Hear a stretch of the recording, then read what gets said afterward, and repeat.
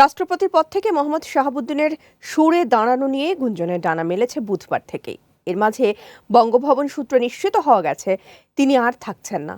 অসুস্থতার কারণ দেখিয়ে আগামীকাল শুক্রবার তিনি জাতীয় সংসদের স্পিকার বরাবর পদত্যাগপত্র পাঠাতে পারেন। এদিকে স্বরাষ্ট্রমন্ত্রী সালাউদ্দিন আহমেদ বলেছেন, রাষ্ট্রপতি পদত্যাগ করতে চাইলে সাংবিধানিকভাবে সুযোগ রয়েছে। রাষ্ট্রপতি পদত্যাগের বিষয়ে সরকারের কোনো পদক্ষেপ নেই। বিস্তারিত জানাচ্ছেন কামরুল হাসান। শুক্রবার পদত্যাগ করতে পারেন রাষ্ট্রপতি মোহাম্মদ শাহাবুদ্দিন।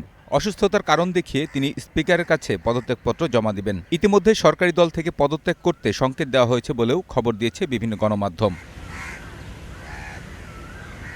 পতিত ফ্যাসিস্ট শেখ হাসিনার আমলে 2023 সালের 24 এপ্রিল দেশের 22তম রাষ্ট্রপতি হিসেবে নিযুক্ত হয়েছিলেন মোহাম্মদ শাহাবুদ্দিন। জুলাই গণঅভ্যুত্থানের পর তার পদত্যাগের দাবি উঠলেও তখন তিনি পদত্যাগ করেননি।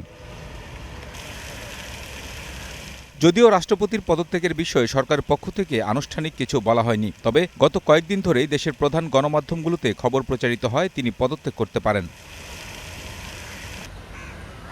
এরই প্রেক্ষিতে সাংবাদিকদের এক প্রশ্নের জবাবে আজ স্বরাষ্ট্রমন্ত্রী সালাউদ্দিন আহমেদ বলেছেন, রাষ্ট্রপতির পদত্যাগের বিষয়ে সরকারের কোনো পদক্ষেপ নেই। সাংবিধানিকভাবে তার পদত্যাগের সুযোগ রয়েছে। মহামান্য রাষ্ট্রপতি স্বাস্থ্যগত কারণে হোক, যে কোনো কারণে হোক পদত্যাগ করতে চান, সেই অপশন তো ওনারা আছে। এখানে সরকারের পক্ষ থেকে কিছু বলা হয়নি, আমিও এগুলো পত্রিকায় শুনছি। আর তিনি যদি পদত্যাগ করতে চান, সাংবিধানিকভাবে সেটা মাননীয় স্পিকার বরাবর পদত্যাগপত্র দিতে হয়, এইটুকু নিয়ম আছে, জানি, এর বাইরে কিছু জানি না। সংবিধান অনুযায়ী তার 5 বছরের মেয়াদ শেষ হওয়ার কথা 2028 সালের এপ্রিলে।